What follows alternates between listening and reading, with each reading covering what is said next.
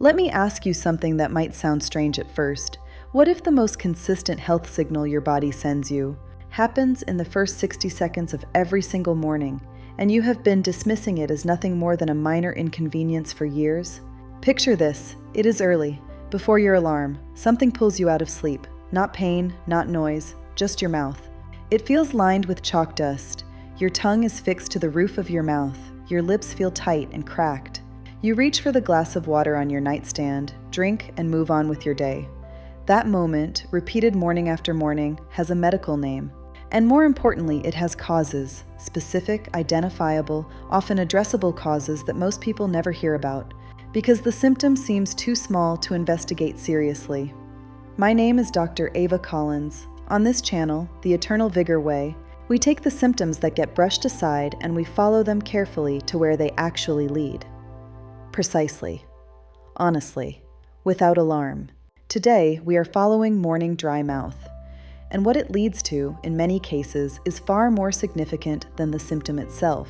Stay with me through all 5 causes, because what I share at the 7-minute mark is something that takes an average of 2 to 5 years to diagnose correctly, and the reason for that delay is something you will understand completely by the time we get there.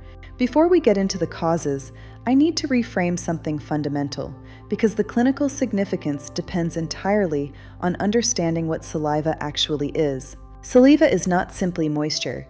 It is a biologically active fluid, and it functions as a genuine part of your body's first line of defense. Your body produces between 1 and 1.5 liters of saliva every day. It coats tooth surfaces with a mineral-rich protective layer. It neutralizes the acids produced by oral bacteria, which are the primary driver of tooth decay. It carries digestive enzymes, amylase in particular, that begin breaking down carbohydrates before food ever reaches the stomach. It contains antimicrobial compounds, including lysozyme and immunoglobulin A, that actively suppress bacterial and fungal overgrowth and keeps the mucosal tissues of the mouth, throat, and esophagus lubricated and protected. This is not a peripheral system. It is an integrated biological defense that operates continuously, or is supposed to. When that system is chronically reduced overnight and you wake each morning with significant dryness, that is not simply discomfort, it is a measurable disruption. Now, the medical term for this pattern of morning dry mouth is xerostomia, and I want to be precise about what that term means. Xerostomia describes a pattern, the subjective experience of oral dryness, rather than a specific diagnosis or disease. It is a reported symptom. A landmark study in the journal Oral Diseases found that among adults over 65, xerostomia was present in nearly half of participants. And in over 80% of those cases, it was a secondary symptom, pointing toward an underlying medication, condition, or physiological change, not the source, the signal. Think of the difference between a smoke detector and a fire. The detector is not the emergency, it is the announcement of one. Your morning xerostomia is your body's smoke detector. Today we work through what it may be announcing, 5 causes, and at least one of them is probably going to make you stop and think, that might be me. Let's start with the most statistically common one, and the one sitting closest to you right now. The most common cause in adults over 60 is not a disease. It is the medication already in your medicine cabinet, or more precisely, the combination of medications you are taking simultaneously. More than 400 prescription and over-the-counter medications carry xerostomia as a documented side effect. This includes diuretics used for blood pressure. Diuretics work specifically by promoting urinary fluid loss. That mechanism does not selectively remove fluid from the kidneys alone. It reduces fluid for saliva. Antihistamines, antidepressants, anticholinergic medications for bladder control, certain analgesics, and commonly used over-the-counter sleep aids all appear on this list. Individually, each may produce mild dryness, but here is the compounding reality that even some clinicians underestimate. Research has found that combining them does not produce additive effects, it produces compounding ones. Seniors taking 5 or more medications show nearly twice the rate of significant dry mouth, and the average adult over 65 in the United States takes between 4 and 5 daily prescriptions, plus supplements, plus over-the-counter products used regularly. Consider what this looks like clinically. A patient, let's call him Martin, a retired civil engineer in his early 70s, arrives frustrated after 2 years of dry mouth. He brings every bottle from his medicine cabinet. Among 6 prescriptions, 3 supplements, and 2 products, 4 items with documented effects on saliva. A careful review of medication timing, not dosage changes, simply when 2 of those medications were taken, produced a significant improvement within weeks. No procedure. Your concrete action step: write down every prescription, supplement, and over-the-counter product you use. Bring that physical list to your pharmacist. Ask specifically, could the combination of anything on this list be reducing my saliva production? Pharmacists are exceptionally equipped for this conversation. Keep watching, because cause 2 affects tens of millions of people, and the majority of them have no idea. Its connection to morning xerostomia is just the beginning. Obstructive sleep apnea. The mechanism is straightforward. During sleep, soft tissue at the back of the throat partially or fully collapses. The airway is blocked. The brain sends an alarm signal. The body shifts, gasps, or partially rouses, just enough to restore airflow, and immediately returns to sleep. No conscious memory. When the airway is obstructed, breathing defaults to the mouth. Mouth breathing across an entire night evaporates saliva at a rate that nasal breathing does not.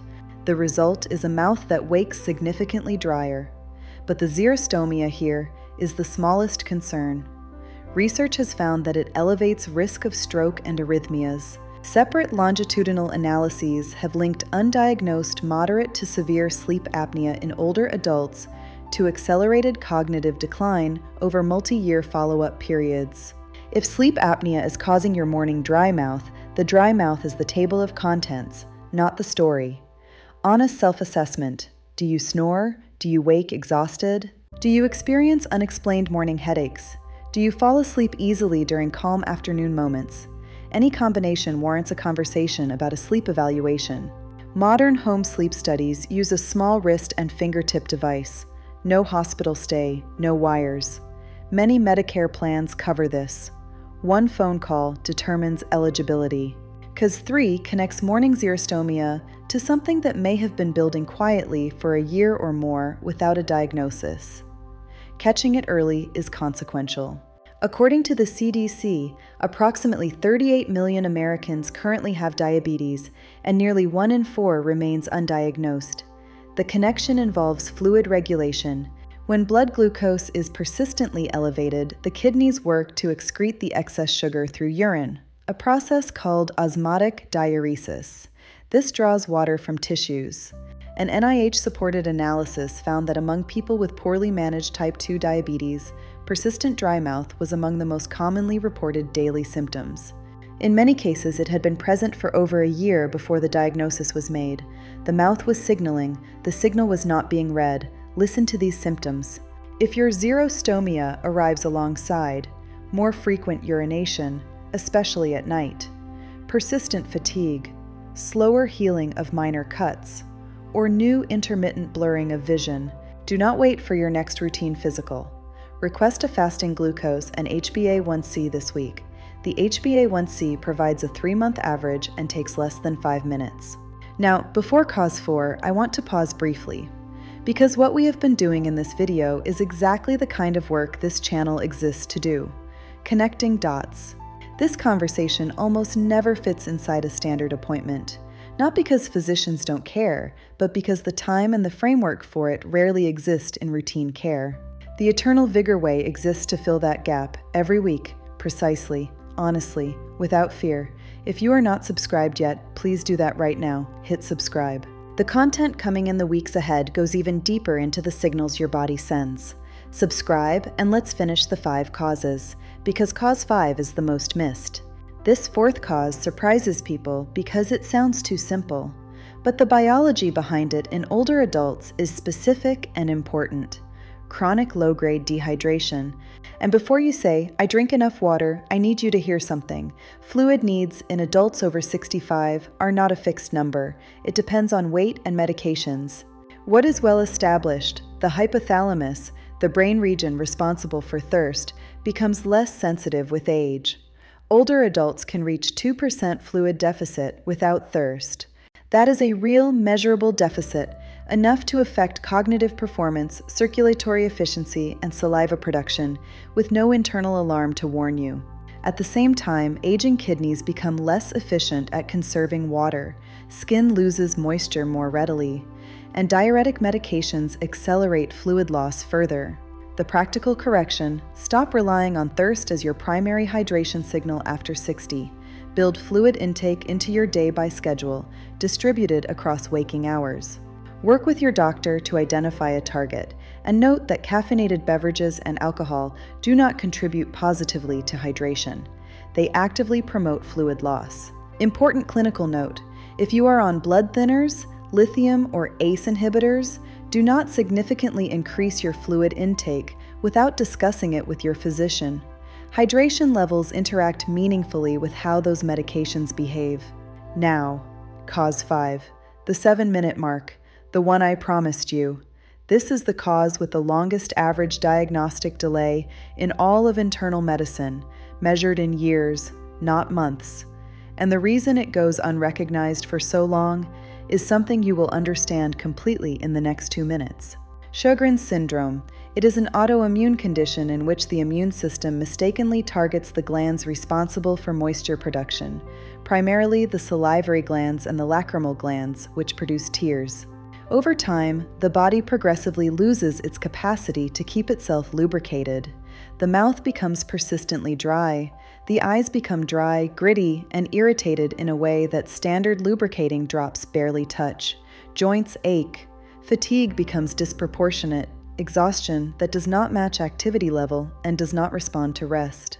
90% of Sjögren's diagnoses occur in women. The average age of onset is the late 50s to early 60s, precisely the demographic most likely to be watching right now. And major rheumatological research foundations estimate that the average time from symptom onset to correct diagnosis is between 2.5 and nearly 5 years. 2.5 to 5 years. Living with a condition that has a name, has established diagnostic pathways, and has management strategies, but going unrecognized because the symptoms are being addressed in isolation and attributed to normal aging. Dry mouth? Just getting older. Dry eyes? Try some drops. Fatigue? You're not 30 anymore. Joint pain? That's how it is. These dismissals delay diagnosis by years. Now, I want to be precise about what diagnosis actually involves, because this matters. Sjögren's syndrome cannot be identified through a single screening question or a simple blood count. Accurate diagnosis requires a combination of approaches. Antibody testing, specifically looking for anti-SSA and anti-SSB antibodies, provides important serological evidence. The Schirmer test measures tear production directly using a small paper strip placed at the lower eyelid, a straightforward in-office procedure. And in some cases, a minor salivary gland biopsy, typically from the inner lip, is used to confirm glandular involvement under microscopic examination. This is a multi-step diagnostic process, which means that if you suspect it applies to you, you need to be specific and persistent in the clinical conversation. If your morning xerostomia consistently arrives alongside dry, gritty eyes that drops do not resolve, joint discomfort without clear structural explanation, and fatigue that is genuinely disproportionate to what you are doing, bring up Sjögren's syndrome by name at your next appointment.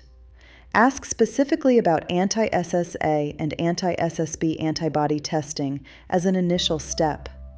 Your doctor may not have connected the pattern across your individual symptoms. You may need to name what you are looking for.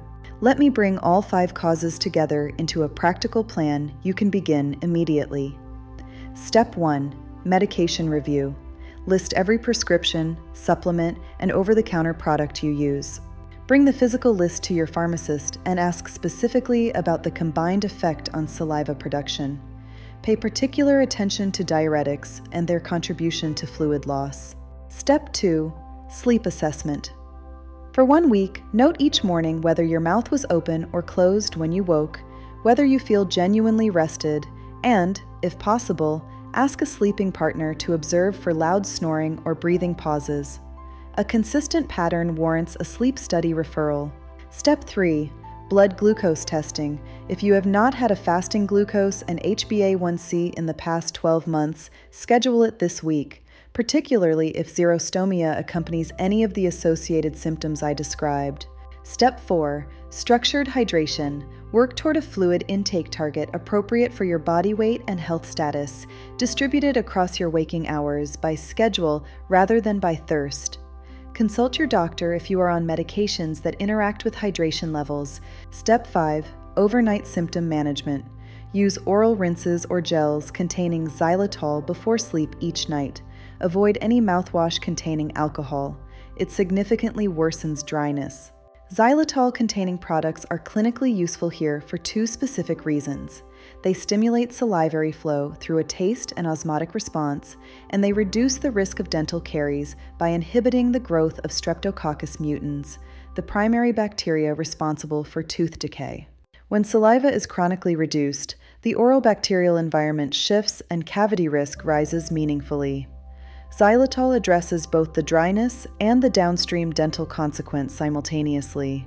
Step 6. If xerostomia is consistently paired with dry eyes, unexplained fatigue, and joint discomfort, raise Sjögren syndrome specifically at your next appointment and ask about anti-SSA and anti-SSB antibody testing as a starting point. Urgent note: if your dry mouth is accompanied by difficulty swallowing, pain, white patches inside the mouth, or unexplained weight loss, seek prompt medical evaluation rather than waiting for a routine appointment. You came to this video with a symptom that most people write off without a second thought.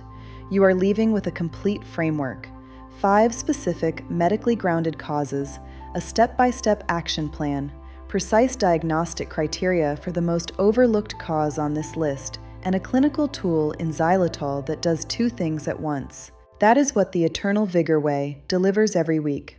Precise, honest, built for adults over 60 who deserve more than surface-level reassurance. If you are not subscribed yet, please do it right now. And if you know someone who wakes up with a dry mouth every morning and has never thought seriously about what might be behind it, share this video with them. You might give them something their last appointment didn't. Morning xerostomia is common, but common is not the same as normal, and it is never the same as harmless. Whether the signal points toward a medication combination, no one has reviewed carefully, a sleep condition working against your cardiovascular system every night, blood sugar that has been rising without symptoms loud enough to hear, dehydration, your body stopped warning you about reliably, or an autoimmune condition being mistaken for the ordinary passage of time. Every single one of those things can be identified. Every single one can be addressed. Whether it's a medication combination, a sleep condition, blood sugar, dehydration, or an autoimmune condition, every single one of those things can be identified. Every single one can be addressed. Your body does not send the same signal every morning by accident. It sends it because something needs attention. Now you have a map. Use it well. Drop a word in the comments below. Type meds if you're going to have the medication conversation this week. Type sleep if nighttime breathing may be your cause. Type testing if you are scheduling blood glucose screening. And type Sjögren's if that section resonated with something you have been experiencing. I read every comment. What you share shapes what we cover next. Take care of yourselves. You have already taken one important step. I will see you in the next one.